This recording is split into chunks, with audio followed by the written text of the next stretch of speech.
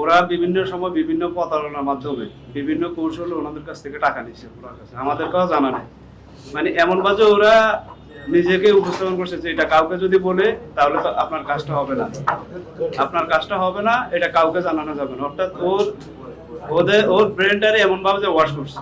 তো আমরা তো এগুলো জানি না। ওনার স্বামী বাইরে থাকে কিছু লোক টোন নিচ্ছে, ওখানে কপিলের সাথে একটু জায়জামিলে আছে। এইভাবে মানে বিভিন্ন মানে প্রতারণার মাধ্যমে ওদের কাছ থেকে টাকাটা ওরা আমাদেরকে কখনোই বলে নাই।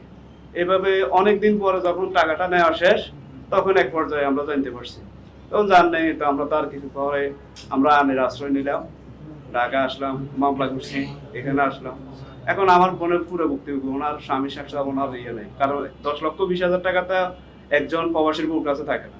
দেখা গেছে আমার কাছ থেকে নিয়েছি, এর থেকে নিয়েছি, ওর থেকে কাউকে বলে নাই যে কেন নিতেছে। বলতেছে বাইরের লাগবো, ওখানে বিদেশে লোক পাঠাইতেছে, ওখানে টাকা লাগবে, এইভাবে টাকা আছে। এখন ওনার সংসারটা প্রায় ওনার স্বামীর সাথে ওনার আজকে প্রায় 1.5 বছরের মতো কোনো যোগাযোগ নেই। এখন ওনাদের ভুক্তভোগী আপনারা যদি পারেন মিডিয়ার মাধ্যমে এটা সুষ্ঠু তদন্ত করে আমরা বিচার চাই। আচ্ছা, কি বলে টাকাটা নিতে পরে তো আপনাকে বলেছে? বিভিন্ন বলছে ওই যে আপনার এই এই কপিলে টাকা দিবে, মানে উনি কিছু লোক নিছে, লোক নেওয়ার পরে ওখানে যে সৌদির মালিক ওখানে একটু ঝামেলা করতেছে, আপনার এটা আমি সমাধান করতে পারবো, আপনার কিছু টাকা পয়সা দেন। প্রথম 10,000, 20,000, 30,000 এইভাবে নিছে। এরপর আজকে ছাগল কিনতে হইব, আজকে গরু কিনতে হইব, এইভাবে টাকা নিছে। আর উনি আসলে এখন অনেক কিছু বলতে চাচ্ছে না, বাদী আমাদের কাছে অনেক কিছু বলতে চাচ্ছে না। এই কারণে দেখা গেছে যে বললো ওনার স্বামীর আরো বেশি ইয়ে করতেছে, আরো ক্ষতিগ্রস্ত হতেছে। মানে ওর স্বামীর উনি তো স্বামীর পুরাটা জানে না, কতবার জানে যে সামথিং কিছু টাকা দিছে। এখন যার সাথে করছে আসলে উনি তো আসতে পারতো, উনি অসুস্থ। এগুলো নিয়ে উনি আজকে প্রায় দীর্ঘ 1 বছরের উপরে মানে মানসিক ভারসাম্যের মতো আছে।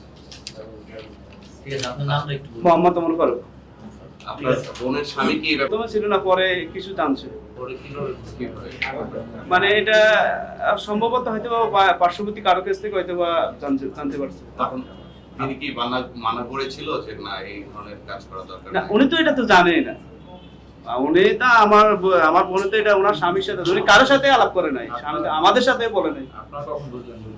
আর আমরা এটা বুঝতে পারছি যখন উনি ওদের কাছ থেকে ফাইনালি প্রতারিত হয়েছে, তখন উনি দেখেছে যে স্টপ করার মতো অবস্থা হয়েছে। তখন আমরা জানতে পারছি যে ডিটেইলস এই ঘটনা। এই প্রতারক চক্র আপনাদের পরিচিত ছিল কি? না, আমার কোনো পরিচিত না। আপনার বাড়ি নোয়াখালী? আমার বাড়ি লক্ষ্মীপুর।